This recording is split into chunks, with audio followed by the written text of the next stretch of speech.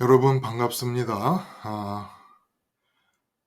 제가 있는 강릉은 날씨가 지금 20도, 상당히 싸늘해요.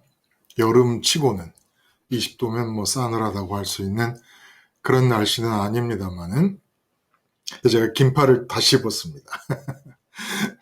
여러분 지역의 날씨는 어떤지 모르겠습니다. 오늘 6월 9일 십자가 온라인 교회 모임 제가 기도드리면서 시작합니다.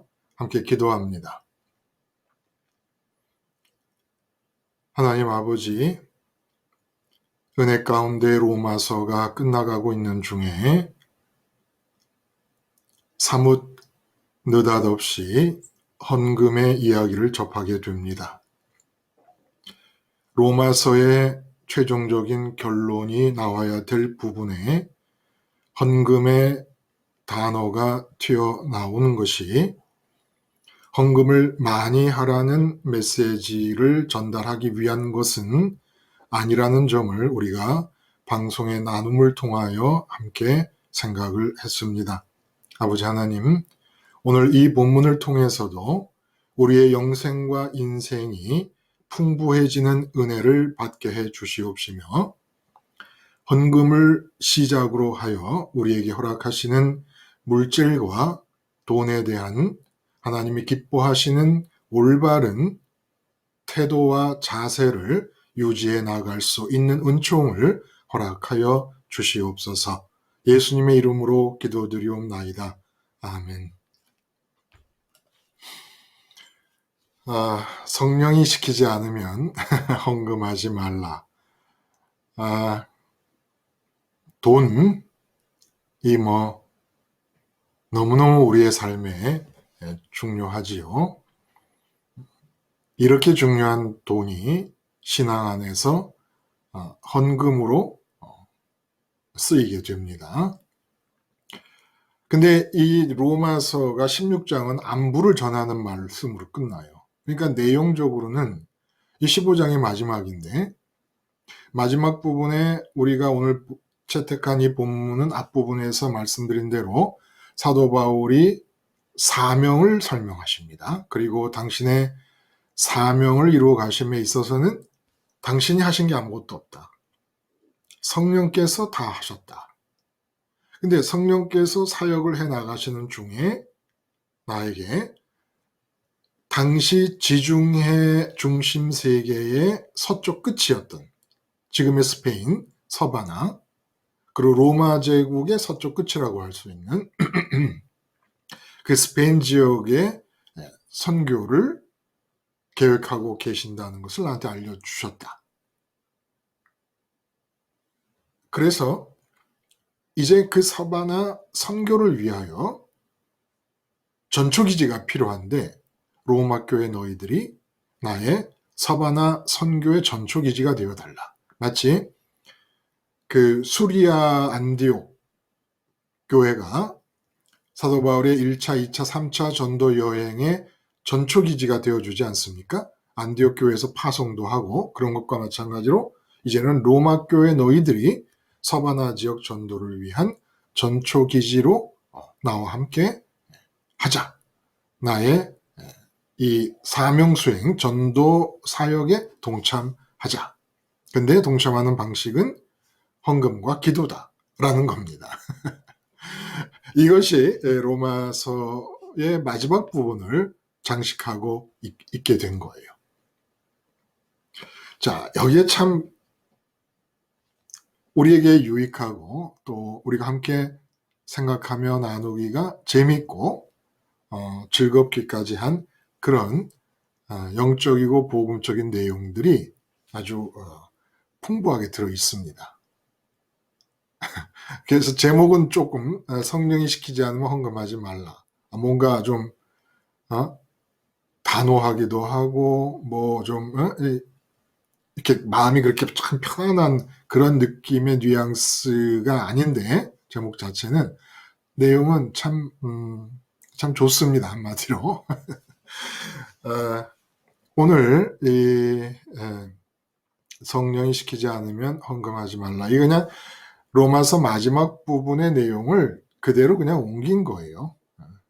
뭐 어떤 다른 취지가 별도로 또 들어간 게 아니라 그냥 내용을 그대로 담기 위한 제목으로 이렇게 이제 말씀을 드린 거고, 자, 이 내용을 살펴봄에 있어서 제일 먼저 사도 바울이 서바나 지역 선교를 얘기하니까 자기의 사명을 얘기를 하는 거예요. 서바나 지역뿐만 아니라 자기가 뭐 하는 사람이냐, 내가 뭐 하는 사람인 거를 알려주고, 그리고 그 내가 하는 일에 동참이 이제 동참을 요청해야 되는 것이니까. 근데 그 사명을 얘기하시는데 삼위일체 하나님의 협업 가운데 자기가 놓여져 있음을 얘기를 하십니다. 그래서 얘기가 시작되는 거예요. 그래서 그리스도 예수의 일꾼이다. 하나님 복음의 제사장 업무를 담당한다.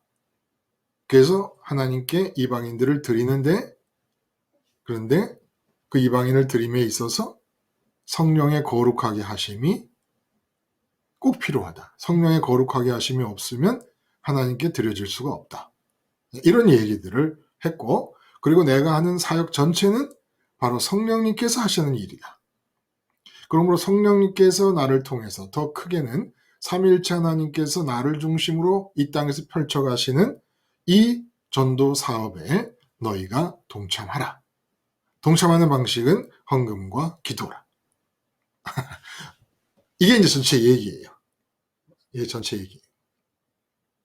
그래서 헌금에 대해서 참 어떤 본문에서도 쉽게 찾아볼 수 없는 참 명확한 말씀을 해주십니다. 그러니까 이 말씀을 우리가 다 충분히 이해하고 나면 헌금과의 관계에서 굉장히 편해지실 거예요. 여러분들이. 자, 이런 이제 본문 내 내용과 제목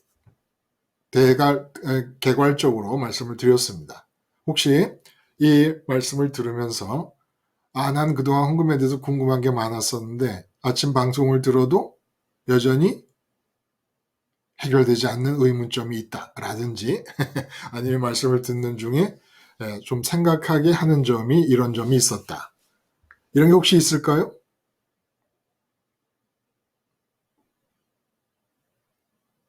없어도 돼요. 조금만 더 기다리다가 그냥 넘어갑니다.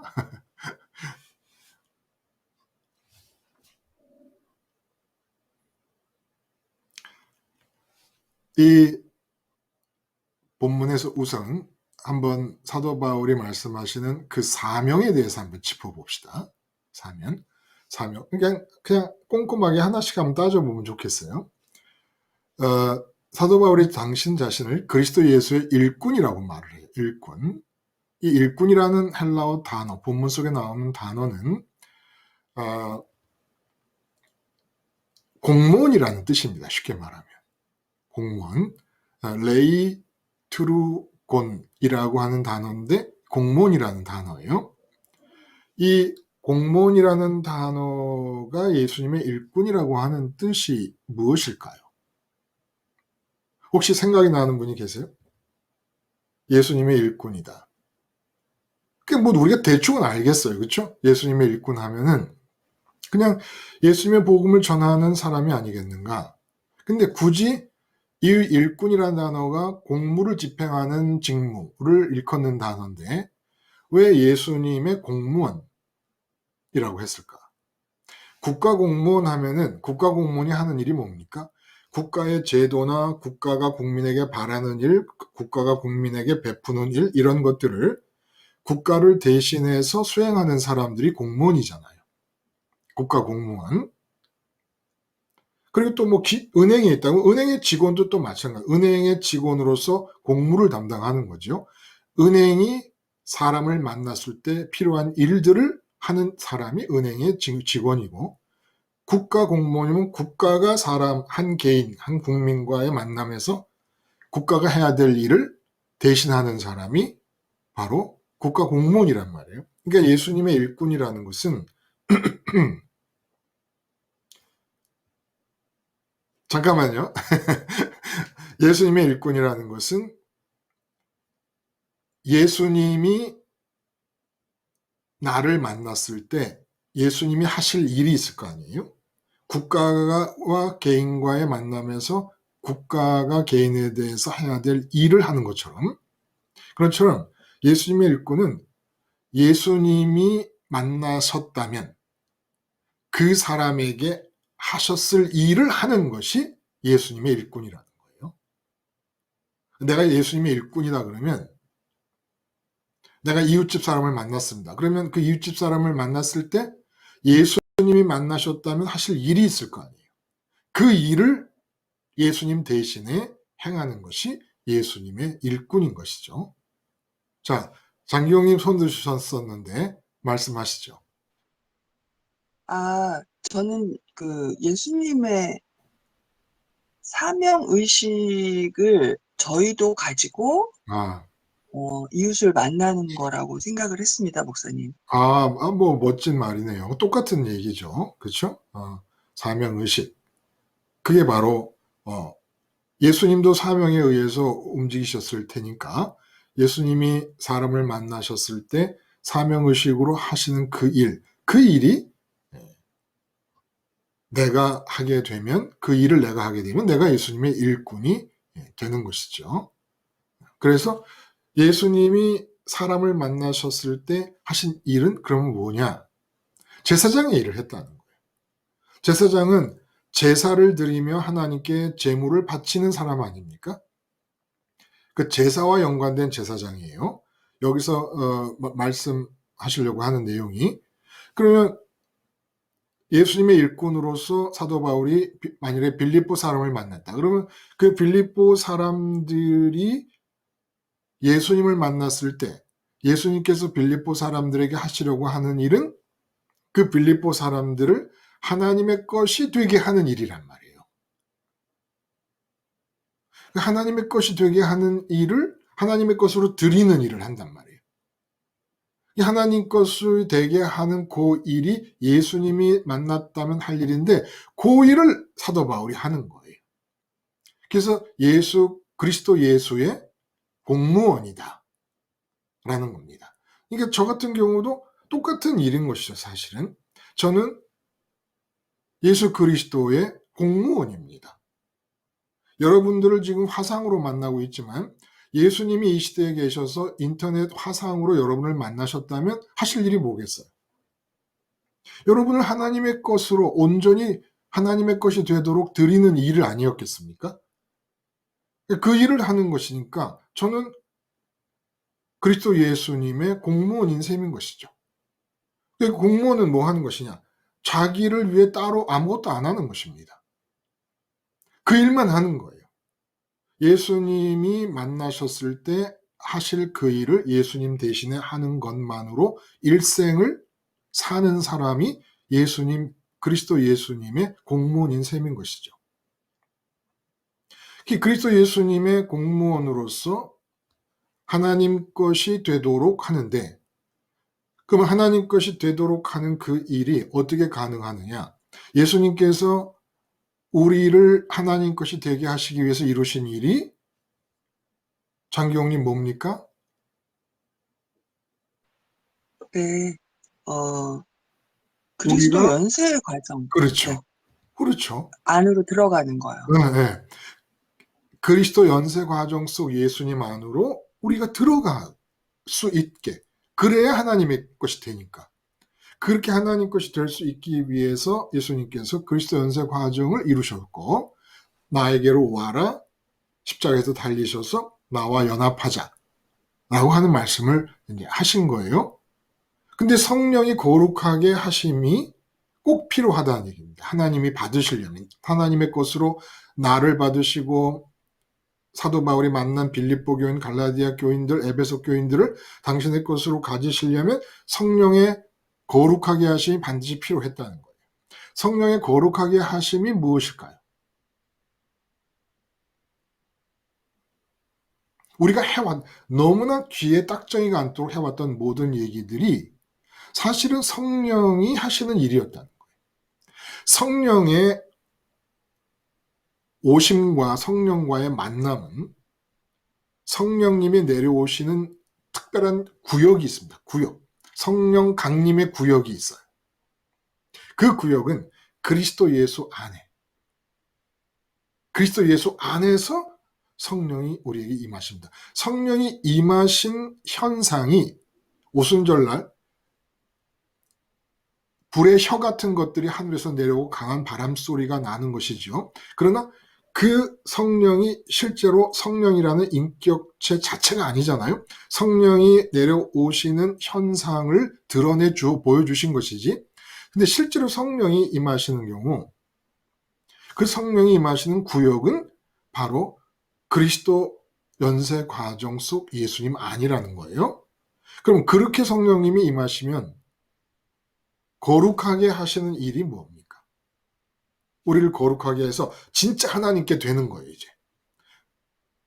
예수님 안으로 들어가면 성령이 임하십니다. 성령이 임하시면 우리를 거룩하게 하시면서 진짜 하나님 것이 됩니다.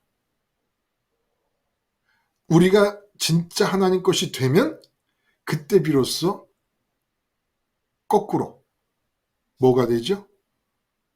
하나님도 진짜 내 것이 되어주시기 시작하십니다. 그럼 성령의 거룩하게 하심이 뭐예요? 거룩하다, 구분된다는 거예요. 구분된다. 구분되고 그 성전의 지성소를 생각하면 우리 그리스도 예수님 안에서 하나님만을 대상으로 확보하는 일. 우리 의식과 마음은 이제까지 살던 때는 육체를 중간에 두고 육체 오감이 파악하는 것을 대상으로 삼았었습니다. 있다라고 느끼는 대상, 좋다라고 느끼는 대상. 자, 근데 그리스도 안으로 들어갔어요. 그리스도 안으로 들어갔으니까 몸을 벗어버렸단 말이야. 몸을 벗어버리면 의식과 마음이 있다라는 걸 느낄 수 있는 중간 매개체가 없어요.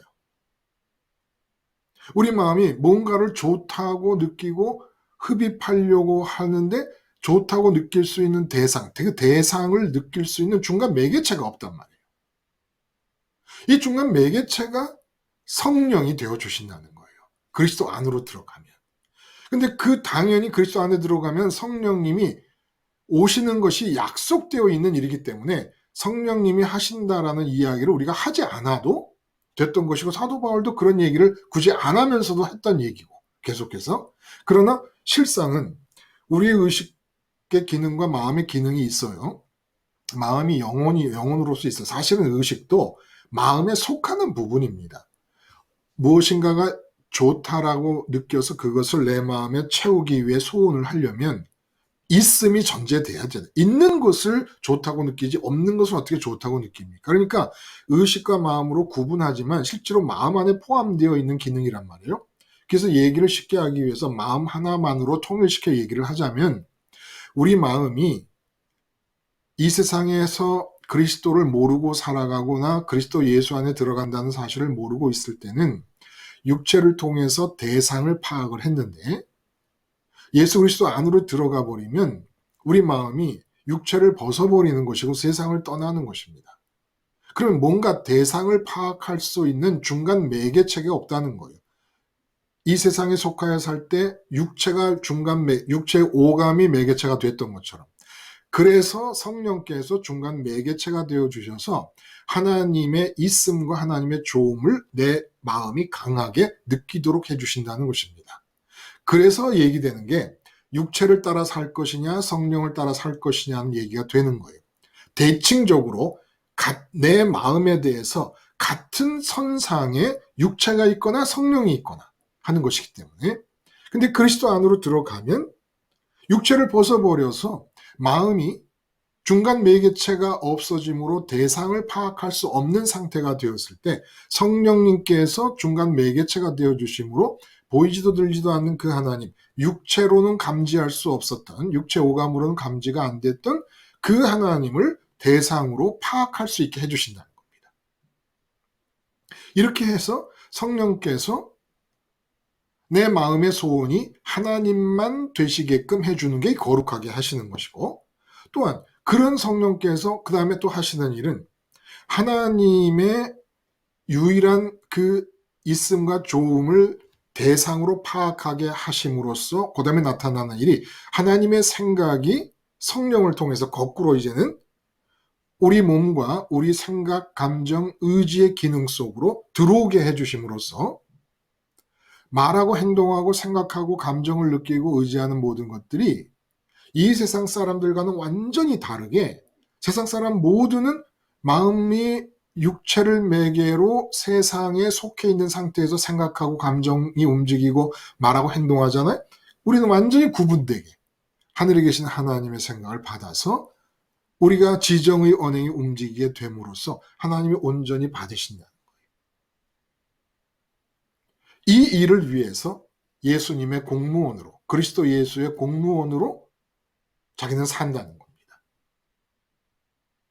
그리고 공무 수행의 능력은 자기 자신이 우선은 일단 그렇게 다른 사람들에 의해서, 예를 들어 복음서라든지, 왜냐면 예수님을 직접 못 만났으니까 복음서라든지 아니면 다른 그리스도 바나바라든지 하는 앞선 그리스도 동료들에 의해서 복음을 전해 듣고 그 복음을 받아들여서 하나님의 것이 먼저 된 사람 아닙니까?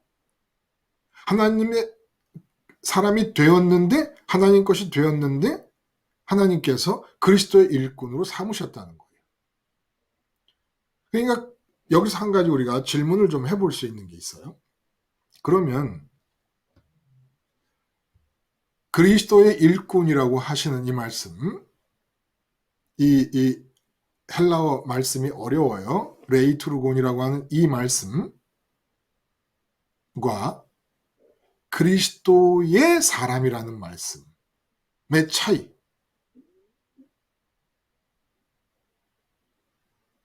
모두가 다 그리스도의 공무원으로 살 수는 없지 않습니까?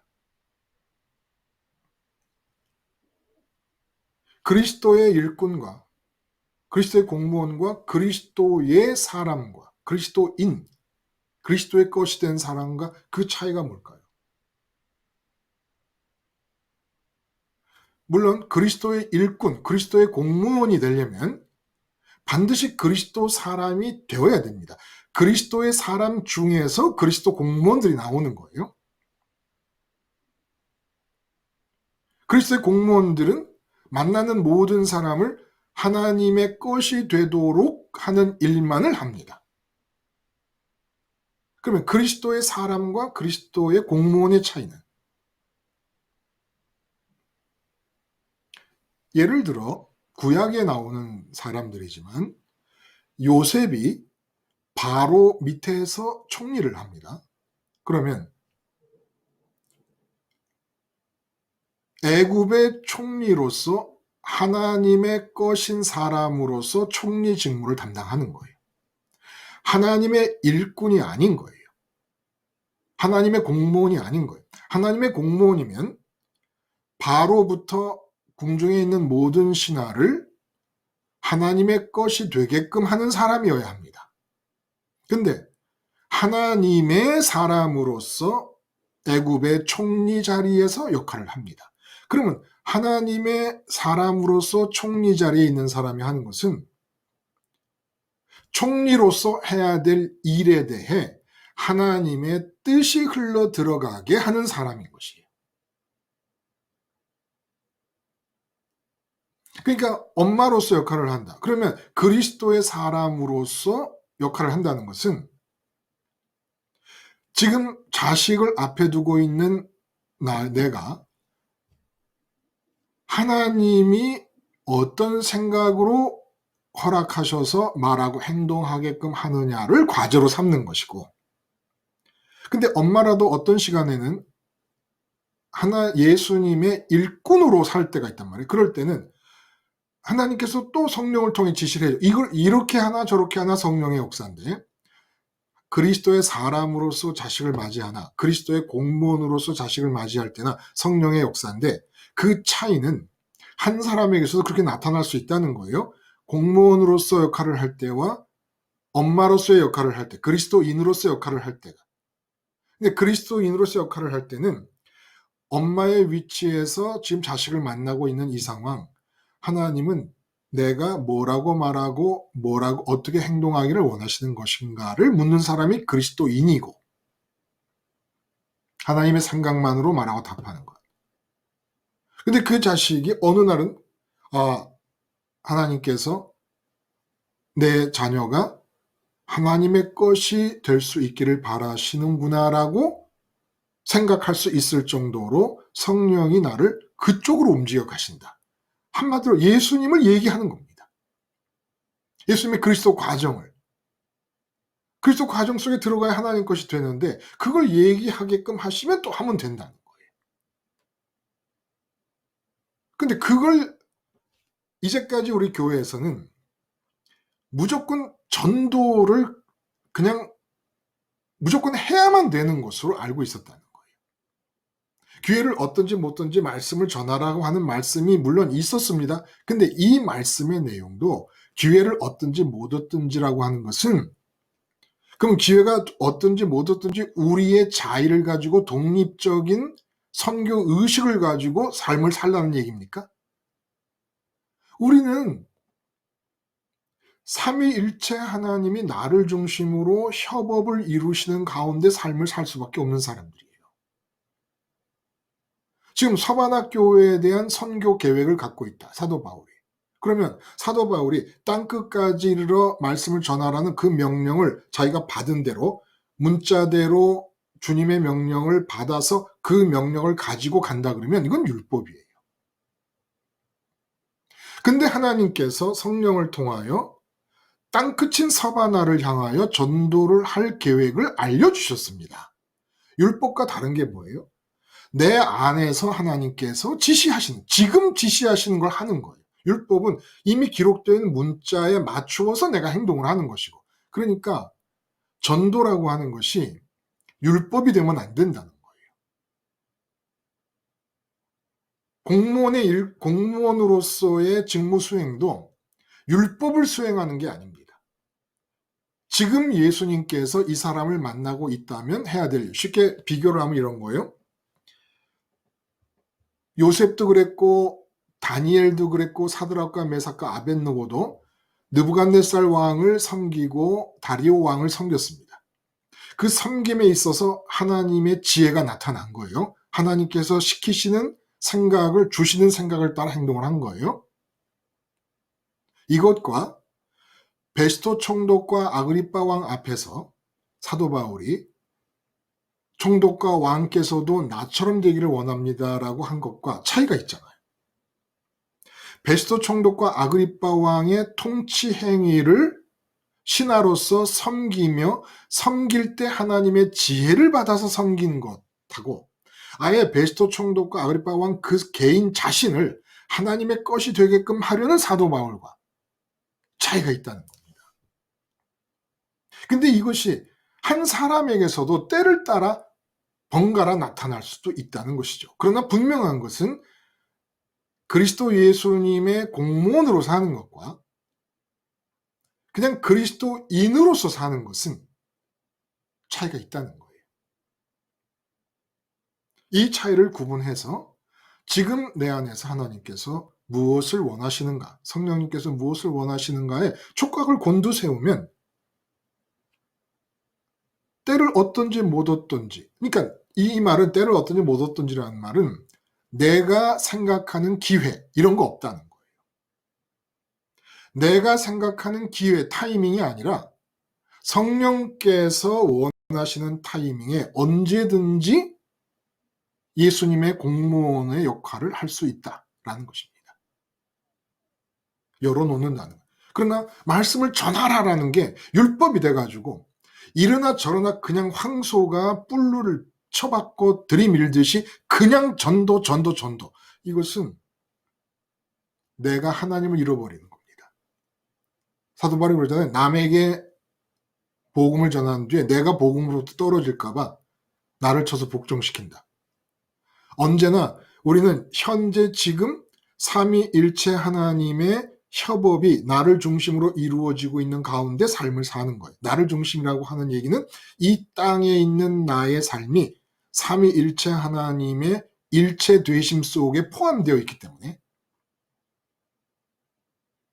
이 바로 그리스도인의 삶이에요. 그리스도인의 삶이라는 것은 그리스도의 공무원이 되기 위하여 항상 유지되어야 되는 조건입니다. 그렇게 그리스도의 사람인 상황이 유지되는 가운데 우리는 그리스도의 공무원 이 노릇을 할 수 있는 것이에요. 그리고 바로 오늘 말씀하시는 이 헌금에 대한 얘기도 바로 이렇게 사도 바울의 그리스도 공무원으로서의 사명이 나에게 이루어졌을 때, 그래서 내가 하나님의 사람이 된 상태에서, 그렇게 하나님의 사람이 된 상태의 사람에게 헌금 얘기를 하는 겁니다. 아무에게나 헌금 얘기를 하는 게 아니라는 거예요. 여기서 헌금의 의미가 무엇인가라는 것이 독특하게 밝혀진다는 것이에요. 성경 다른 본문에서 밝혀지지 않을 그런 내용들이 밝혀지고 있다는 겁니다.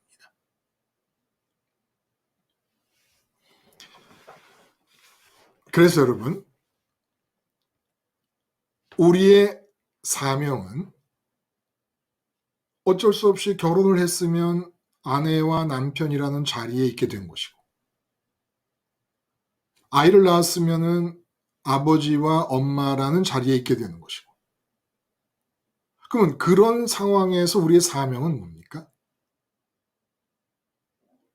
엄마가 아니라 그리스도인이 되는 것이에요. 그리스도의 것이 되는 것이에요.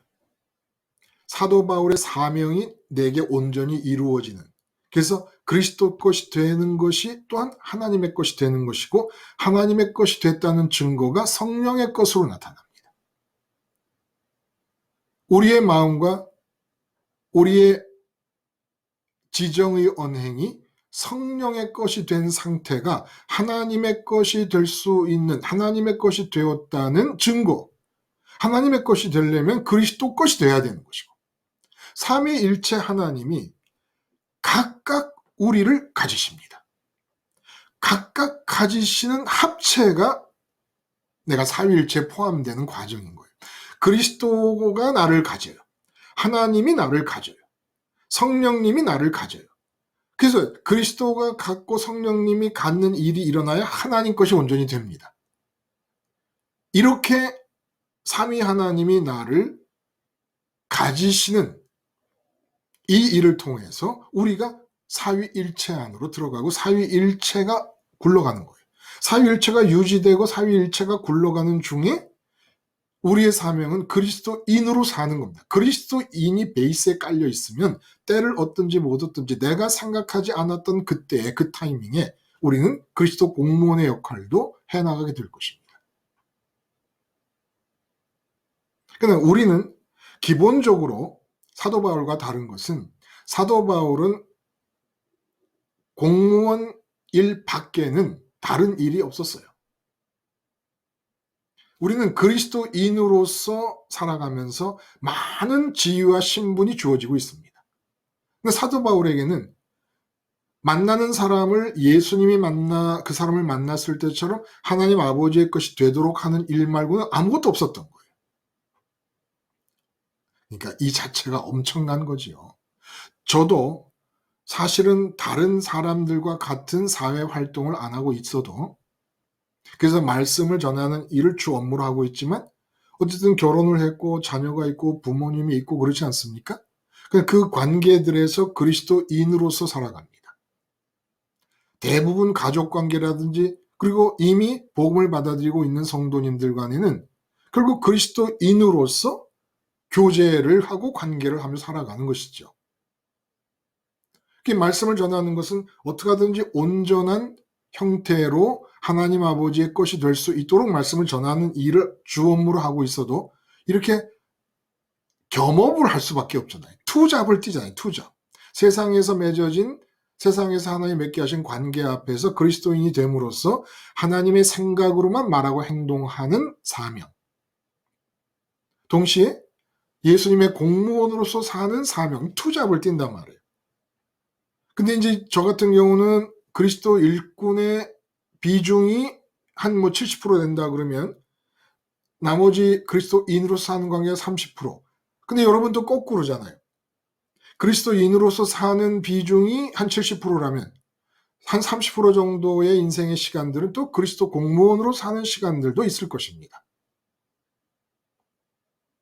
자, 그러면 이런 전제를 두고 사도 바울도 이런 전제하에 서바나 선교를 계획하고 있고, 그래서 성령에 의해서 이루어져가는 이 사역에 그리스도인이 된 로마 교인들이 동참하기를 원하면서 구원의 내용을 헌금과 기도로 요청을 하게 됩니다. 아직 이루어지도 않았는데 미리 마음의 준비를 하고 기도를 하라는 그런 의미겠죠? 자, 그래서 이 오늘 본문이 우리에게 말씀해주고자 하시는 내용 중에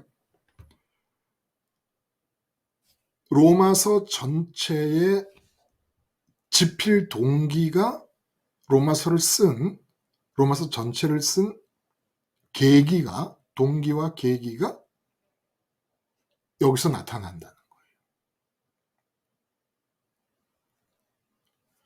이 동기와 계기가 나타난다는 것은 쉽게 말하면 우리가 오해할 수도 있는데, 로마 교인들이 서바나 전도 여행을 위한 후원자가 되게끔 하려고 로마서를 쓴 것이 되어버립니다. 쉽게 말하면 또다시 좀 서바나 전도 여행을 위한 비용 충당을 하게 하려고 로마서를 쓰게 한 것이 될 수도 있다는 거예요. 근데 말을 조심해야 돼요. 서바나 전도 여행을 위한 선교 헌금 충당 문제가 계기가 된 것입니다. 이걸 계기로 사도 바울이 로마서를 쓴 내용은 뭐냐? 먼저 너희가 진짜 그리스도인이냐라는 것을 확인을 시키는 것입니다.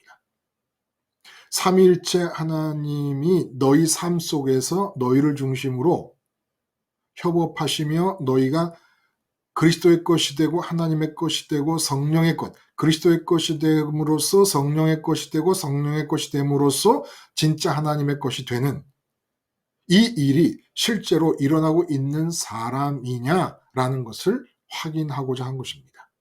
근데 로마 교회에 대해서 들은 바가 있단 말이에요. 듣는데 믿음과 행위의 경계가 모호해지고 있음을 전해 듣게 됩니다. 그래서 믿음의 얘기, 행위의 얘기가 나오고,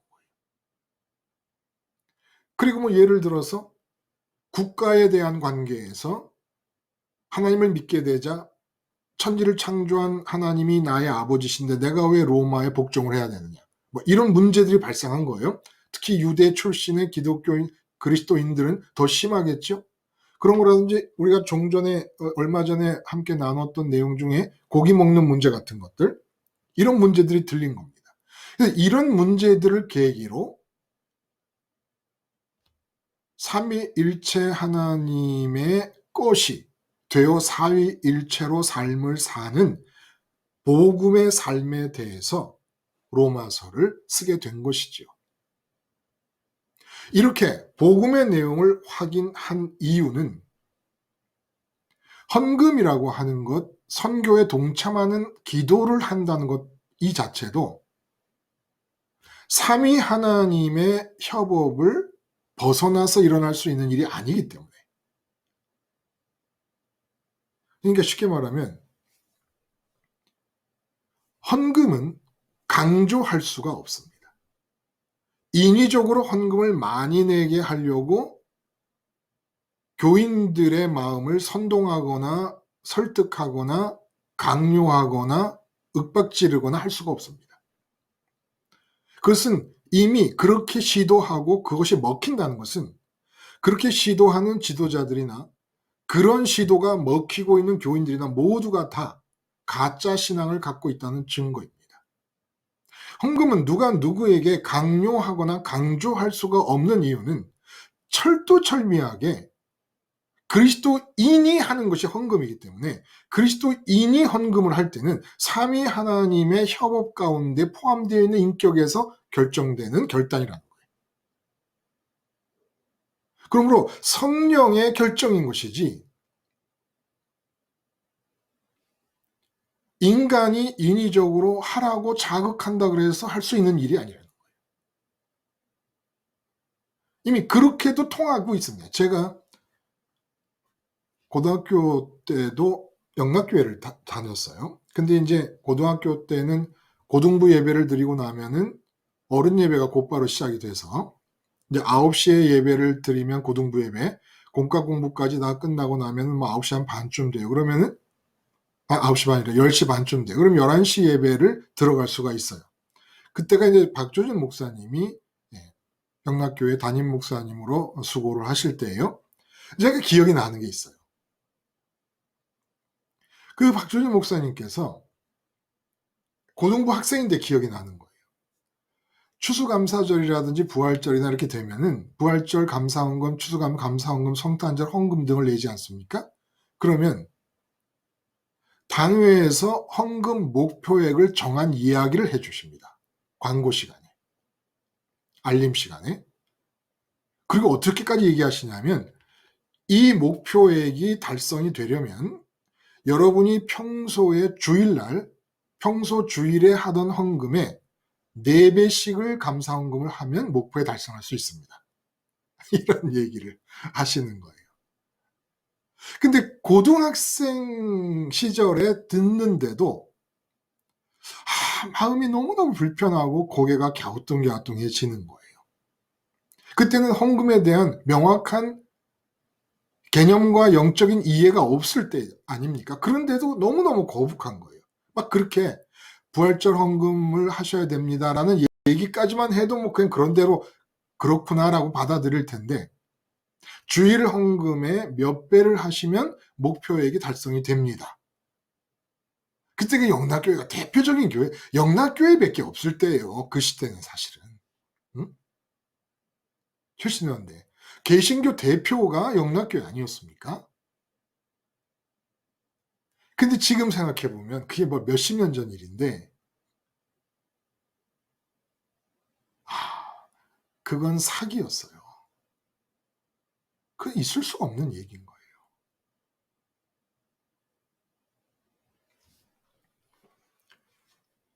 사도 바울이 로마 교회에 후원을 부탁할 때 자기의 사명을 얘기합니다. 삼위일체 하나님에 의해서 점령된 사람으로서 이루는 사명을 얘기합니다. 근데 삼위일체 하나님께 점령된 사람으로서 사명을 수행해서 하는 일이라는 것도 결국은 다른 이방인들이, 우리 같은 사람들이 삼위일체 하나님에 점령되어서 삶을 사는 것이에요. 그러니까 자기의 사명 수행도 삼위일체 하나님이 하시는 것이고 우리가 일상을 살아가고 아빠로서 엄마로서 직장인으로서 일상을 살아가는 삶도 삼위일체 하나님의 점령하에서 살아가는 거예요. 근데 이 사람이 지금 이런 생각을 갖고 있는 사도 바울이 헌금을 얘기할 때 이 헌금이라고 하는 것은 의미가 완전히 다르다는 거예요. 그러면 내가 헌금을 해야 되느냐 말아야 되느냐라는 이런 생각을 어떻게 알 수 있을까? 분명히 알 수 있다는 겁니다. 성령이 말씀하시는 것을 누구나 들을 수 있다는 거예요. 자, 그 기준을 어떻게 제시하느냐? 본문에서 보면은 말씀드렸습니다만은 마게도냐와 아가야 사람들이 예루살렘 성도 중 가난한 자들을 위하여 기쁘게 얼마를 동정하였다. 동정이라는 말이 이게 헌금이라는 거예요. 코이노니아라는 말인데 교제라는 말도 되고 헌금이라는 말도 됩니다. 저희가 기뻐서 할 거냐 또한 저희는 그들에게 빚진 자니 만일 이방인들이 그들의 신령한 것을 나눠 가졌으면 육신의 것으로 그들을 섬기는 것이 마땅하니라. 이게 기준이에요. 무슨 얘기냐? 내가 어떤 사도 바울과 같은 사명자들에 의해서 예수님 복음을 받아들이고 하나님의 것이 되었어요. 하나님의 것이 되었다는 얘기는 성령께서 역사를 하셨다는 얘기입니다. 성령께서 역사를 하지 않으시면 하나님이 있음의 대상으로, 조음의 대상으로 파악조차 될 수가 없으니까. 희미하던 뚜렷하던, 희미한 것은 과정이고 뚜렷해지고 있는 과정이고, 하나님의 선명도가 뚜렷해지는 과정이요 하나님의 영광이 밝아지는 과정이니까 우리가 조명도 어둠의 단계에서 점점 더 밝음의 단계로 옮겨갈 수 있는 그런 요새 기구들이 다 있지 않습니까? 스위치가. 그런 것과 마찬가지로 과정입니다. 근데 어쨌든 이게 성령님의 역사란 말이에요. 성령님에 의해서 하나님 아버지가 실제로 있는 분이고 실제로 좋은 분으로 내가 실제 대상으로 느껴지기 시작합니다. 그러면 반드시 성령님에 의해서 그렇게 전달받음에 대하여 빚진 자의 심정을 갖게 된다는 거예요. 하나님은 당신 자신을 독생자까지 투자하시면서 우리에게 공짜로 주십니다. 당신 자신을 주시기 위해 들어간 비용이 독생자예요. 엄청난 비용이죠. 그런데 그렇게 비용을 들여서 당신 자신을 우리에게 주심은 우리가 진짜 지불해야 될 값은 아무것도 없다는 거예요. 근데 사도 바울이 이상한 얘기를 하는 거예요. 예루살렘에서 복음이 시작이 되었다. 어쨌든 예루살렘이 없었으면 너희가 복음이 이 땅에서 전파되는 과정 속에 포함되지도 않았을 것이다. 그러므로 빚진 자다. 마땅하다. 라는 얘기를 하면 또 사람들 그렇게 이해할 거예요. 야, 결국은 돈 내라는 얘기잖아. 응? 이렇게 받아들이는 사람은 성령님께서 그 안에서 하나님을 실체로 파악하도록 역사하지 않았기 때문이라는 겁니다. 내가 은혜를 받았어요. 근데 마땅함으로 느끼는 거예요. 나는 가난해. 성경에 많이 하라는 말이 없어요. 오히려 예수님께서 얘기하신 것은 그 두 렙돈 낸 과부의 헌금이 많다라는 얘기를 하죠. 그러니까 양이 문제가 아니라 은혜를 받아서 진짜 실제로 성령의 역사를 통하여 하나님이 이름뿐만이 아니라 살아계신 실체로서 파악이 되고 있는 단계에 들어갔다면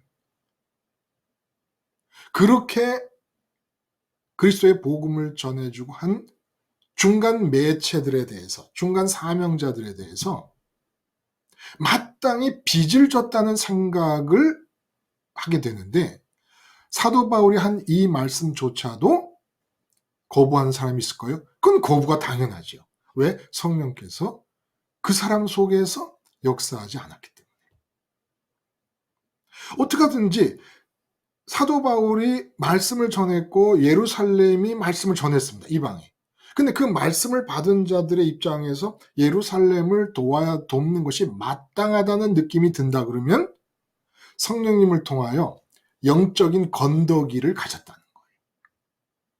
하나님의 이름을 말하고 천국을 얘기하고 복음을 말하고 무슨 얘기를 해도 말뿐인 경우에 그 말에 대해서 감동도 받고 울기도 하고 뭐 할렐루야 두 손 들고 쌍손으로 환영도 했습니다.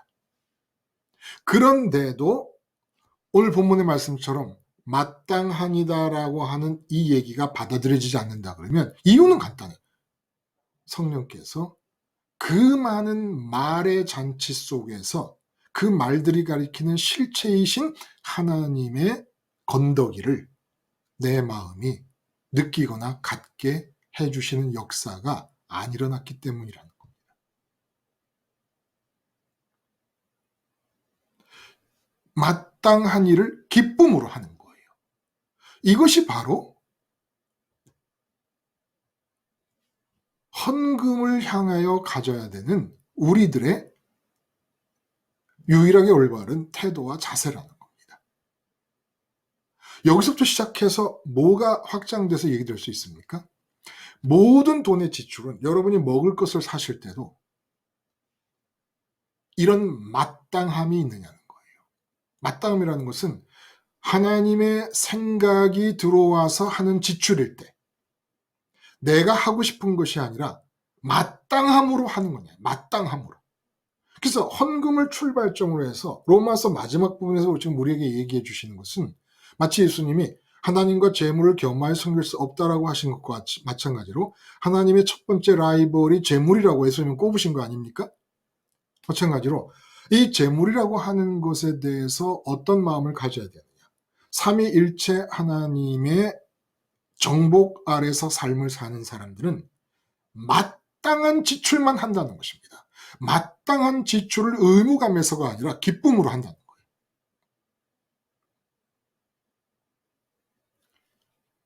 어떻게 보면 헌금으로 연습을 하시는 거예요. 그래서 내게 두시는 물질과 돈을 마땅함으로 지출을 할 때 여러분들이 갖게 되는 복과 은혜는 물질의 축복입니다. 물질의 축복이라니까 물질을 많이 받는 축복으로 또 오해를 할 수가 있어요. 물질의 축복이라는 뭐냐? 전혀 물질에 내 마음이 구애받음이 없는 삶을 살게 됩니다. 객관적으로 볼 때 내 계좌에 돈이 많거나 적거나가 상관이 없다는 거예요. 돈이 적으면 하나님의 생각을 따라 마땅히 지불해야 될 부분들이 없어집니다. 그러므로 부족하다고 못 느껴요. 하나님의 생각과 계획에 의해서 마땅히 지불해야 될 부분이 많이 있다면 하나님의 계획 속에 그러면 하나님이 또 그만큼 돈을 허락하실 거예요. 그래서 마땅한 지출만 하게 되면 진정한 물질로부터의 자유가 생겨납니다. 이게 물질의 축복이에요. 응? 전혀 물질의 구애받음이 없어. 왜냐하면 하나님의 계획을 따라 마땅하게만 쓰니까. 지금 예루살렘 교회가 어려운 가운데 빌립보라든지 이 이방 교회들, 데살로니카나 고린도 등 갈라디아 등 이방 교회들이 돕는 것은 하나님께서 이 빌립보 교인들이나 고린도 교인들에게 두신 물질 중에 마땅한 지출 명목을 따라가는 것이라는 겁니다. 이 마땅함이라는 말이 너무너무 중요하다는 거예요. 하나님의 계획 속에서 마땅함입니다. 그러니까 사실은 빚을 졌다라고 하는 이 말씀도 하나님이 지출을 계획하고 계신 것들은 내가 지출을 해야 될 빚을 다 진 거예요. 꼭 복음을 전한 사람들에 의해서 은혜를 받았기 때문에 그 은혜를 받은 대가로 감사함의 표현으로 그들에게 헌금을 보낸다라는 뜻보다 더 깊이 들어가면 하나님께서 정하신 지출 명목이 다 있으면 우리에게 가져다 놓으신 계좌의 돈들은 그 명목을 따라 마땅히 지출돼야 되는 것이니까 빚과 같은 빚이란 말이에요. 그게 내가 갚으라는 겁니다. 거기 지출하라는 거예요. 근데 이렇게 내게 주어져 있는 돈을 내게 허락되어 내게 두신 이 돈들을 내 거라고 생각하지 않고 마땅함이라는 건 내 안에서 발생하는 게 아니라는 거예요. 근데 하나님은 내가 먹을 음식도 당신이 계획하고 계세요. 그러니까 내가 먹을 음식을 사는 것도 빚을 갚는 마음으로 마땅히 지출을 해보라는 겁니다. 마땅히 돈을 지출하면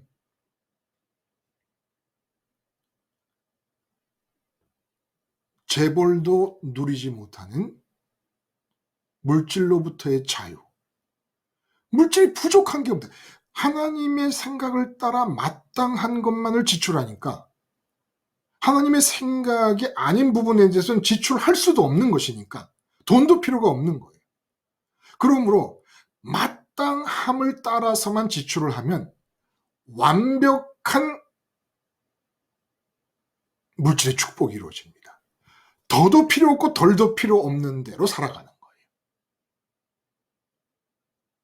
지금 헌금에 관해서, 특별한 경우에 헌금에 관해서 말씀을 하고 계시는데, 마땅함을 기쁘게 행하라고 하는 이 돈에 대한 자세를 가르쳐 주심으로써 사실은 헌금의 얘기를 넘어서서 물질이라는 것을 어떻게 대해야 되느냐라는 것을 말씀해 주고 계시는 겁니다. 근데 그런 하나님의 생각을 누가 알려줘요? 성령께서 알려주십니다. 그럼 그걸 정말 그렇게 매번마다 마땅함으로 할 수가 있을까?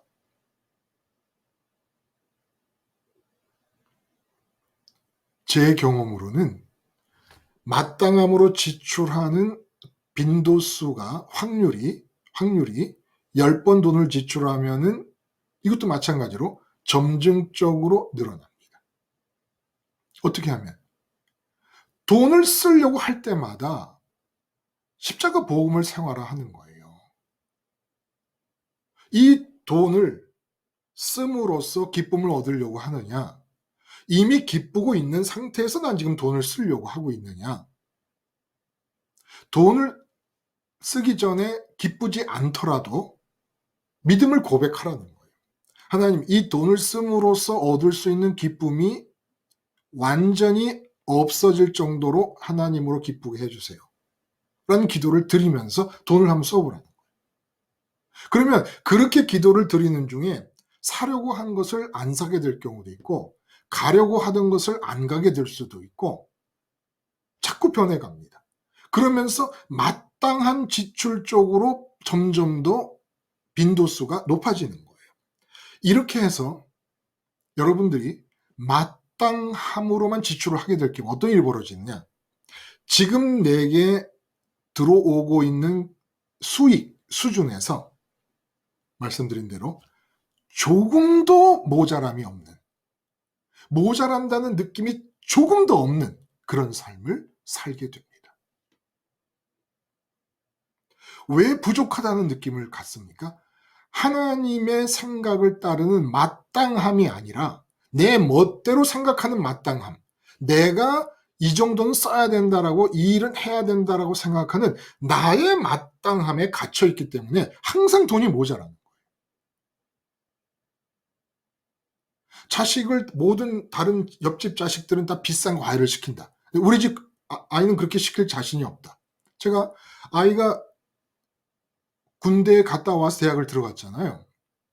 그럼 재수를 시킬 때 강릉이라는 지역이 유명한 학원이 아무 데도 없습니다. 근데 뭐 엄마가 알아봤더니 재수생으로 살 수 있는 학원이 기숙사 학원밖에 없대요. 기숙사 학원이라는 게 한 달에 뭐 350만 원 들어간대요. 그럼 마땅한 게 아니잖아요. 근데 또 어떤 부분은 빚을 내서라도 또 하려고 한단 말이에요. 네? 그러면 그렇게 기숙 학원에 들어가 재수를 하는 것은 하나님의 뜻이 아니고 마땅한 게 아닌 것이지, 그걸 빚을 내서라도 해야 돼요? 그리고는 신랑한테 얘기하고 기도합니다. 자식 350만 원 학원비를 내고도 잘 살 수 있도록 수입을 늘려주세요. 뭐 이런 식의 마음을 갖고 소원을 갖는 거예요. 그러니까 항상 돈이 부족한 거예요. 응? 자식을 기숙학원에 보내야만 된다고, 보내야 마땅하다고 자기가 마땅함을 결정해 버리는 거예요. 그렇게 마땅함을 결정해 버리니까 돈이 모자라는 거예요. 내 멋대로 마땅함을 결정하니까. 그래서 돈과 연관돼서 지출이 생각될 때마다 이 돈에 의해서 나타나는 효과가 없어도 나는 이미 기쁜가? 나는 삼위일체 하나님의 것이 되었는가? 그리스도 예수의 것이 되었는가?를 한 번씩만 점검해 보라는 거예요. 돈 벌기 위해 애쓰고 돈이 없다고 불평하고 돈 벌기 위해 소원하는 것보다 훨씬 덜 힘들잖아요. 응? 이제까지 돈 때문에 신경 쓴 걸 생각하시면 이게 얼마나 쉬운 길입니까? 돈이 들어요? 뭐가 들어요? 시간이 얼마나 듭니까? 이렇게 생각한다고. 생각하고 기도한다고 시간이 얼마나 많이 듭니까? 그렇지 않잖아요.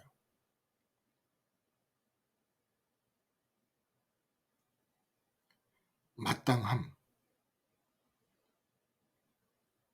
말씀드린 대로 하나님이 실체로 느껴지는 성령의 역사 후에야 이 마땅함이 드러나게 됩니다. 그래서 헌금이라는 것은 그 사람 속에서 성령의 역사를 통하여 마땅함이 느껴져야 하는 것이지, 누가 말한다고 되는 것이 아니고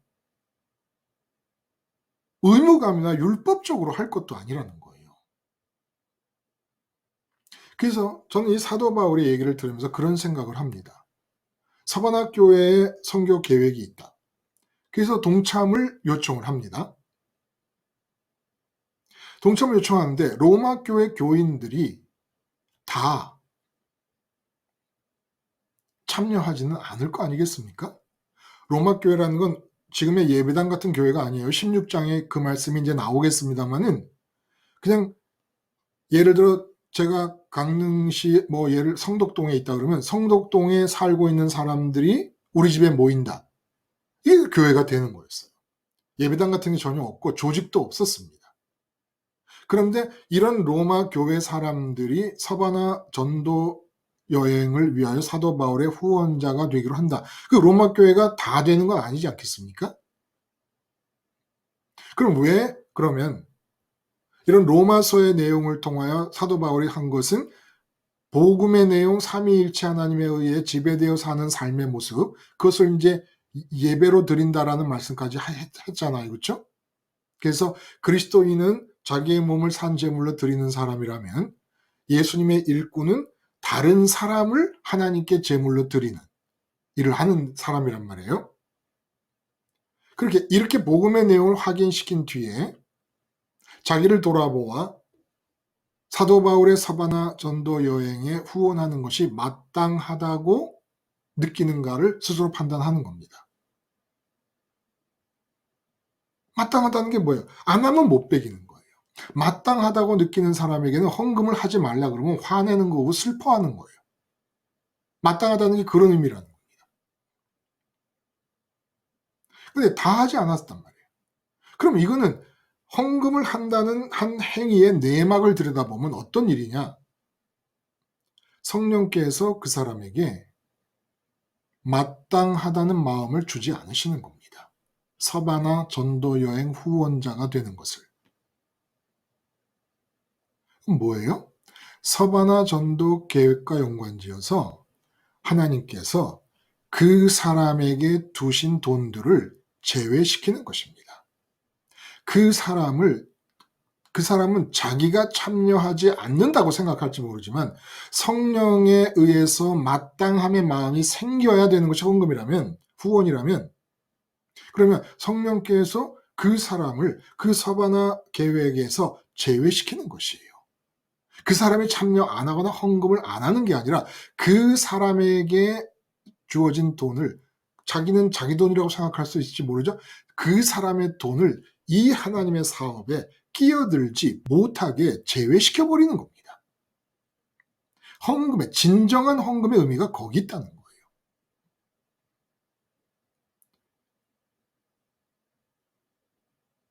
엘리야가 가뭄이 들었을 때 사렙다 과부가 엘리사입니까? 하여간 그 과부에게 공양을 받잖아요. 이 음식을, 대접을 받잖아요. 엘리야를 도울 수 있는 사람이 그 사람밖에 없었겠어요? 근데 과부는 아들하고 먹고 죽을 정도의 분량밖에 없었던 거예요. 근데 엘리야라고 하는 사람을 통해 이루시는 하나님의 일을 위해서 그냥 이 과부만을 참석시키는 겁니다. 다른 사람을 다 제외시키는 것이고. 내가 안 하고가 아니라는 거예요. 내막을 보면. 겉으로 보면은 내가 헌금을 한다 안 한다라는 얘기를 하는 것이지만은 내막을 들여다보면 하나님께서 당신이 계획하고 계신 하나님의 사업에 대해서 그 사람을 제외시켜버리는 거예요. 헌금의 의미가 그런 거라는 겁니다. 빌립보 교회가 예루살렘 교회에 헌금을 보냅니다. 근데 참석 안 한 사람이 있어요. 그러면 자기는 빌립보 교인 중에 참석 안 한 사람은 자기가 안 했다고 생각하는 거예요. 근데 자기가 안 한 게 아니라 성령님께서 마땅함을 주시지 않았기 때문에 안 한 거라면 하나님이 그 사람을 예루살렘 교회를 돕는 하나님의 사업에서 제외시킨 겁니다. 이러니까 하는 사람도 안 하는 사람도 또 예루살렘 교회처럼 헌금을 받는 사람도 사도 바울처럼 후원을 받는 사람 입장에서도 누구도 헌금에 대해서는 어떻게 힘을 발휘할 수가 없어요. 더 내게 한다든지 아니면 안 낸다든지 이 모든 게 낸다 안 낸다 이것이 본인이 결정하는 게 아니라 성령님께서 시키시는 것이기 때문에 후원을 받는 사도 바울의 입장에서도 말씀을 이렇게 하시지만은 누구도 안 내겠다는 사람을 내라고 할 수도 없고 낸다는 사람을 내지 말라고 할 수도 없는 일입니다. 여러분 아시겠습니까? 헌금이라는 게 이런 거예요. 그러니까 돈을 낸다 만다 돈을 많이 긁어 모으려고 한다 이런 관점을 떠나서 그냥 하나님이 말씀하고 계시는 이 헌금이라는 것이 무엇인가를 객관적으로 들여다볼 때 헌금이라는 것은 성역이에요. 누구도 힘을 작용할 수 없는 성령이라는 겁니다. 이것이 로마서 마지막 분에 나왔다는 것도 참 의미가 깊다는 거예요. 돈 갖고 생활하지 않는 사람이 없지 않습니까? 그래서 우리의 삶이 예배가 된다는 것은 돈과 연관되지 않은 부분이 거의 없지 않습니까? 어디를 가려고 그래도 지하철을 타야 되고 다 그런데 돈과 연관되지 않은 부분이 어느 부분이 있습니까? 근데 그 모든 돈의 지출들이 마땅하게 지출되어야 될 것으로 지출되는 삶. 어떻게 보면 이것이 삶 전체가 삼위일체 하나님의 지배되는 예배의 삶을 사는 사람에게 있어서 겉으로 보일 수 있는 최종적인 열매가 아니겠는가. 그래서 본문에서도 사도 바울이 이방 지역 교회의 헌금을 예루살렘 교회에 전달할 때 그 헌금 자체를 열매라고 표현을 합니다. 열매라고.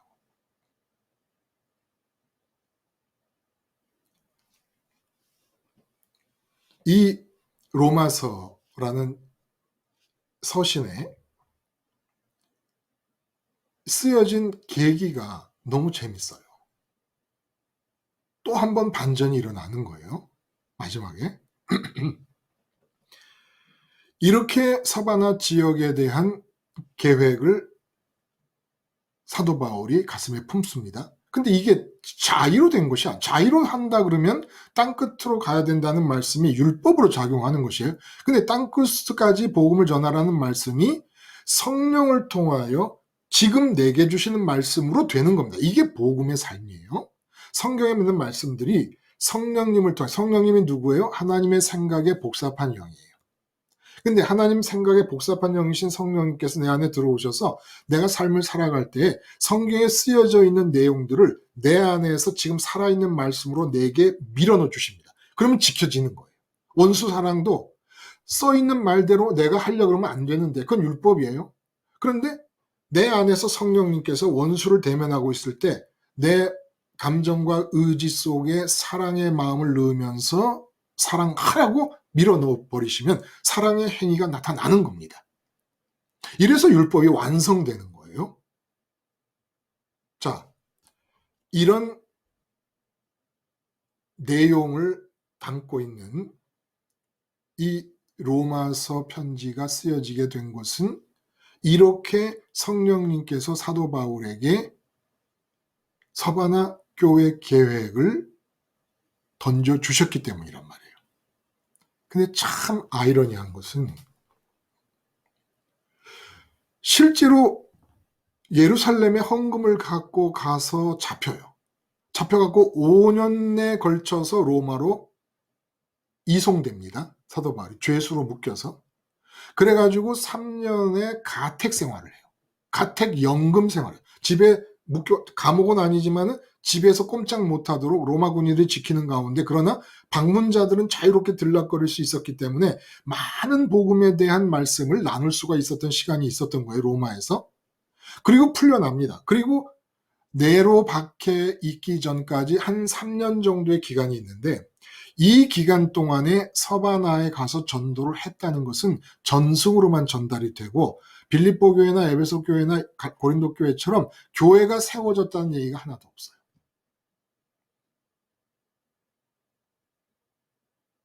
참 묘하지 않습니까? 분명히 사도 바울이 자의로 서바나 전도 여행을 계획한 것이 아닐 거예요. 환상으로 보였든지 계시로 보였든지 깨달음으로 보였든지 내부로부터 일어난 땅끝을 서바나로 정하게 되었을 것입니다. 내부터 일어난 생각을 따라서 하나님 주신 생각이었을 거예요. 근데 하나님의 계획 속에서는 사도 바울의 전도를 통하여 서바나 지역, 스페인 지역에 교회가 세워지도록 계획한 게 아무것도 없으셨습니다.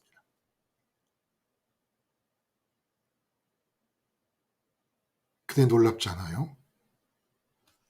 이 서바나 전도 여행은 교회가 세워지도록 계획하신 바가 없는 전도 여행에 대한 계획이었는데 그 계획을 사도 바울에게 넣어주시고 사도 바울이 그 계획을 받고 로마 교회가 안디옥 교회처럼 전초기지가 되어줬으면 좋겠다는 생각을 연이어 하게 되고 전초기지가 되려면 로마 교회 교인들이 헌금과 기도의 후원자가 되어줘야 된다라고 하는 생각을 갖게 됩니다. 그리고 후원자가 되어야 된다라는 것이 어떤 것인 건가를 예루살렘 교회 이방인들의 헌금을 전달하는 그 자기의 지금 현재 과제를 얘기해 줌으로써 마땅함을 기쁨으로 행하는 것이라는 것을 선을 분명히 그어줍니다. 이렇게 해서 후원자가 되게 하려고 하자니 마땅함을 기쁨으로 행해야 되는데 마땅함을 기쁨으로 행할 수 있는 것은 삼위일체 하나님에 의해 정복된 삶을 사는 사람들이어야 됩니다. 근데 이들은 이미 복음을 받아들인 사람들입니다. 그러므로 삼위일체 하나님에 의해서 정복되어진 예배의 삶을 로마서를 통해 확인시켜 주게 됩니다. 무슨 얘기예요? 서바나 선교 후원을 위한 헌금과 기도가 계기가 되어서 로마서가 탄생을 했다는 거예요. 헌금을 하게 하려는 헌금은 하게 할 수도 없어요.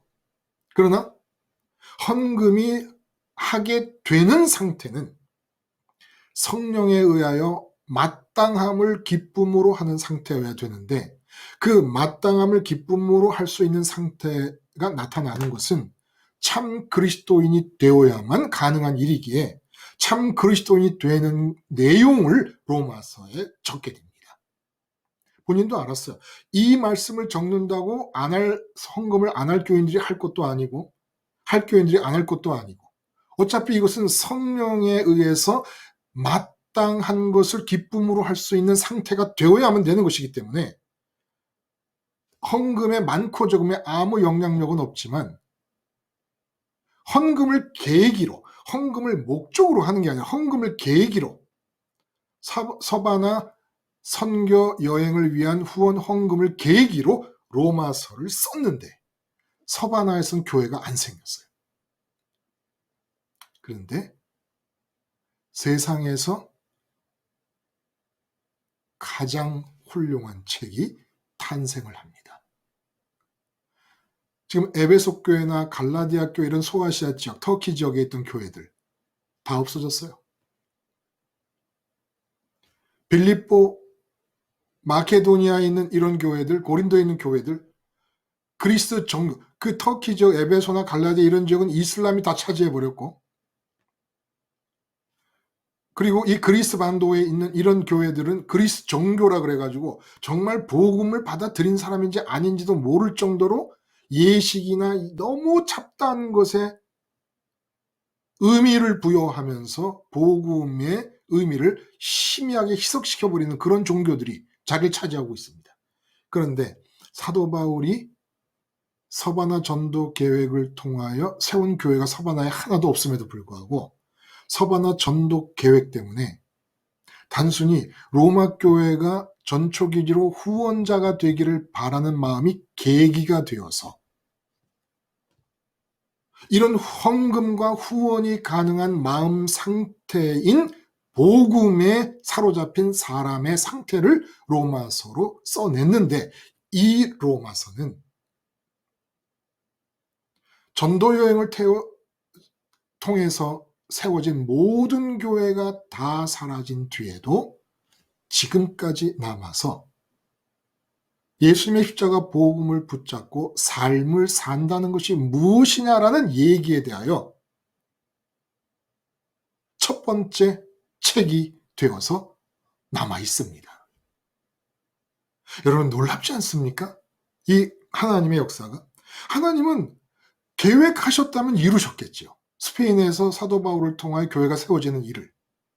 근데 사도 바울을 통해서 서바나 지역이 사도 바울이 전도 여행을 했다는 기록도 전승인 것이지 완전하지가 않아요. 그리고 그러므로 사도 바울에 의해서 세워진 교회도 없어요.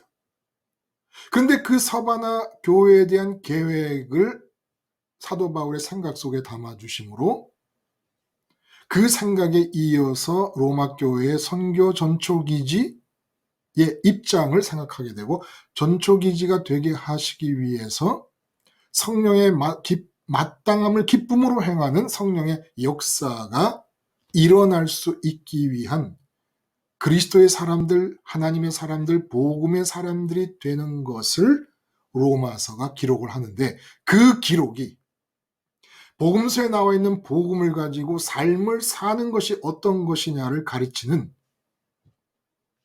최고의 경전이 되었다는 것입니다. 그냥 이 하나님의 역사하신 것 자체가 너무 기묘하지 않습니까? 그래서 실제로 전도여행을 가서 세운 교회들은 다 없어졌어요. 근데 그 전도여행, 서바나 전도여행을 계기로 해서 쓴 이 책은 예수님이 오시는 날까지 가면서 사도 바울의 어떤 서신보다 탁월하고 예수님의 복음을 붙잡고 삶을 예배로 사는 사람의 삶의 모습을 로마서처럼 완벽하게 그려낼 수 없을 정도로 완벽하게 그려냄으로써 사도 바울의 사명은 로마서를 통해서 서바나를 전도한 것보다 더 크고 더 영구적으로 지금도 사도 바울의 사명은 진행되고 있는 것이고 로마서를 통하여 변한 사람들이 얼마나 많습니까? 어거스틴도 그렇고 루터도 그렇고 말도 못하죠. 우리도 지금 로마서를 거쳐오는 동안에 얼마나 많은 혜택을 입습니까? 이게 다 사도 바울의 2000년 전의 사명의 연장선상에서 이루어지고 있습니다. 근데 이 사명의 이야기가 헌금을 계기로 쓰여졌다는 거예요. 헌금을 계기로. 헌금을 계기로 나를 돌아보는 겁니다. 그리고 이 헌금은 지금 제가 여러분들에게 사도 바울의 사명의 연장선상에서 하나님의 것이 온전히 될 수 있게 말씀을 전하지 않습니까? 그러면 저한테 하는 게 마땅함의 기쁨으로 하는 것입니까? 아니에요. 저한테 대해서 그런 마음을 성령님이 주시면 그분은 하실 거예요. 그러나 저가 아니더라도 예루살렘 교회에도 가잖아요. 서바나 교회 후원자만 되는 게 아니라 예루살렘 교회도 헌금이 가는 것처럼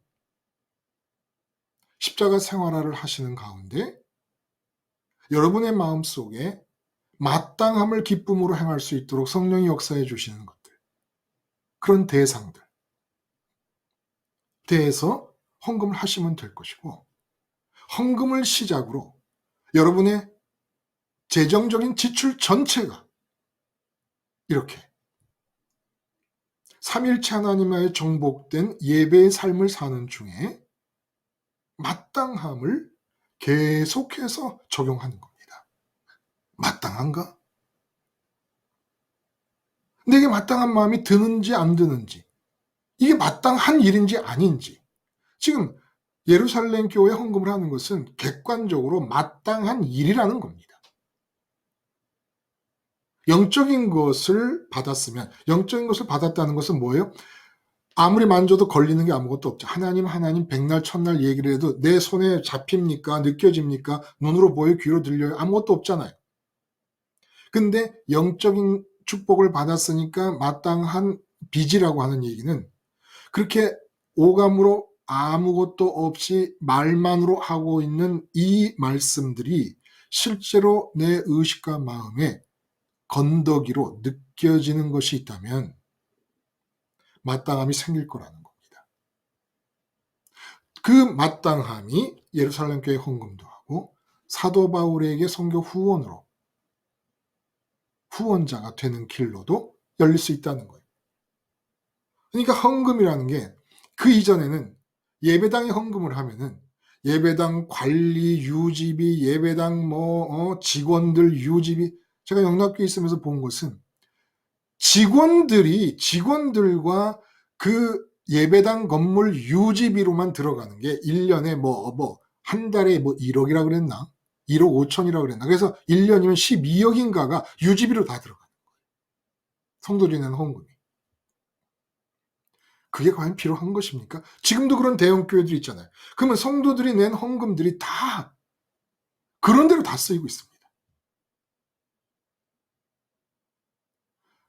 헌금에 대한 얘기가 오늘 본문을 통해 그 본문에 얘기되고 있는 내막을 들여다보고 겉으로 드러난 문자적 표현과 아울러 그 표현 내부에 있는 내막을 들여다볼 때 지금 같은 헌금의 쓰임새가 과연 마땅한 쓰임새입니까?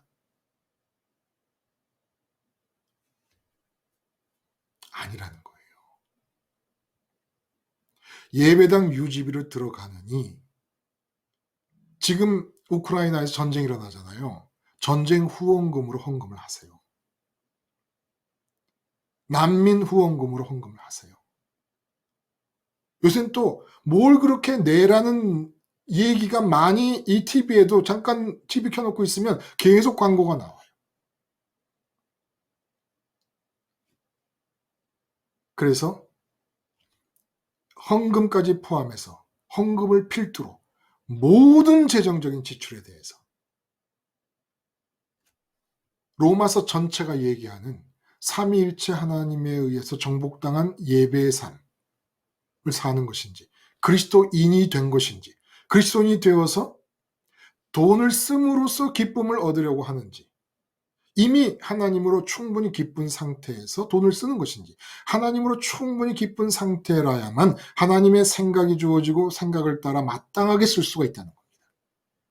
이렇게 해서 이제 물질 축복의 삶을 시작하는 겁니다. 물질 축복의 삶이 뭐예요? 물질에 전혀 구애받음이 없이 물질로부터 완전히 자유함으로써 물질이 부족하다는 느낌이 아무것도 없는 것. 재벌은 계속해서 돈을 더 벌려고 그래요. 돈을 더 벌려고 한다는 의미가 뭐예요? 돈이 부족하다는 겁니다. 재벌이 되어도 돈이 부족합니다. 이게 물질 축복을 못 받은 거예요. 그 많은 재산을 가지고도 부족하다고 느끼니까 얼마나 축복이 없는 것입니까? 근데 우리는 있거나 없거나 내가 부자거나 가난하거나 상대적인 것이지만 지금 이 상태 이대로 마땅함을 기쁨으로 지출함을 통하여 그걸 헌금으로부터 보는 거예요. 오늘 본문에 의거해서 여러분 참 이 시대의 목사가 헌금 얘기를 하는 것은 용기가 필요합니다. 용기가. 왜? 수없이 많은 오해를 불러일으킬 수 있기 때문에. 정말 하나님이 말씀하신 그 헌금이라고 하는 것, 그것을 얘기를 하는데도 수없이 많은 오해를 불러일으킬 수 있기 때문에 이 용기가 필요한 거예요. 그래도 저는 자신이 있는 거예요. 헌금은 성령님이 주관하시는 것이기 때문에 누구도 영향력을 못 미쳐요. 본인도 영향력이 없어요. 본인도. 나는 물론이고 사도 바울은 물론이고 예루살렘 교회는 물론이고 아무도 아무 영향력도 못 미치고 오직 하나님의 주권적이고 성령이 하나님의 주권적 뜻을 따라서 집행하게 하시는 것이기 때문에 헌금에 대한 얘기를 꺼릴 필요가 하나도 없다는 겁니다. 여러분, 로마서의 마지막이 이렇게 헌금으로 얘기를 마칩니다. 헌금 자체가 중요한 게 아니라 내가 삼위일체 하나님에 의해 정복된 예배의 삶을 사는가라는 것에 바로미터가 되어줍니다. 그래서 헌금뿐만 아니라 헌금에서 더 나아가서 모든 재정적 지출을 마땅함에 대한 마땅한 일을 기쁨으로 집행하는 물질 축복의 삶을 활짝 열어놓고 로마서가 마치는 거예요. 이 16장은 안부를 그러니까 로마에 있는 사람들에게 안부를 전하고 또 당신이 함께 있는 이방인 지역의 사람들이 안부를 묻는다는 얘기를 함으로써 로마서가 끝이 납니다. 그렇다고 내용이 없는 건 아니에요. 그러나 실질적인 내용의 얘기는 이렇게 물질을 마땅한 데 지출하되 기쁨으로 지출해라. 이것이 삼위일체 하나님의 정복당한 예배자의 삶의 모습이다. 라고 얘기를 합니다. 자, 이렇게까지 얘기해 놓고 한번 혹시 질문이 있거나 보탤 말씀이 있거나 하시는 분 계실까요? 네, 목사님. 예, 말씀하세요. 네네. 일단 정말 하나님이 이 순간 참 나를 많이 사랑하시는구나. 그렇죠. 네네. 그런 생각을 하니까 마음이 참 너무 감탄스럽고요. 그리고 그 삼위일체 하나님 안에 저를 어떻게 해서든지 이렇게 인격적으로 사위일체가 되게 하셔서 이루어 가시고 있는 것에 대해서 또한 감사를 드리지 않을 수 없고요. 정말 저처럼 계산적이고 뭐 진짜 하나를 주면 하나를 받아야 되고 이런 저의 그게 완전히 그냥 무시된 채 그냥 하나님의 그 사역에 내가 정말 작지만 동참하고 있구나라는 것에 대해서 너무 기쁘고 감사하는 시간이었던 것 같아요. 사실은 크게 얘기하면 여러분이 가정에서 먹기 위하여 입기 위하여 지출하시는 것도 다 하나님의 사업입니다. 하나님이 여러분을 살리시는 거니까. 네. 그런 구분을 굳이 할 필요도 없을 것 같다는 생각까지 들 정도예요. 마땅함을 기쁨으로 행한다라는 이 기준을 우리가 가지고 있다면 뭐 어떤 내게 두신 재물이라도 또 돈이라도 꼭 뭐 말씀을 전하는 거나 아니면 무슨 뭐 선교를 한다든지 뭐 이러는 일에만 하나님의 사업은 아닌 것이죠. 그러니까 기도하시는 가운데 헌금의 대상을 더 한번 눈을 뜨고 넓게 한번 보실 수 있기를 바랍니다. 넓게 보시면 하나님께서 마땅히 지출해야 할 지출 명목들을 여러분에게 점차적으로 점점 더 또렷하게 가르쳐 주시고 하나님의 지출 명목을 점점 또렷하게 알게 되는 깨닫게 되는 그런 물질 사용의 삶을 살 수 있지 않겠나 하는 생각이 들어요. 자, 기도하겠습니다. 하나님 아버지, 정말 삼위일체 하나님에 의해 정복된 예배자의 삶을 사는 하나님의 조물주, 정말 유일한 물주 되시는 조물주의 아들들로서 오늘 말씀을 통하여 진정한 의미에서의 물질의 축복의 주인공들이 되게 하시며 온전한 물질로부터의 자유함을 누릴 수 있는 자들이 되게 하여 주시옵소서. 예수님의 이름으로 기도드리옵나이다. 아멘. 여러분 감사합니다. 또 다음 시간에 뵙겠습니다.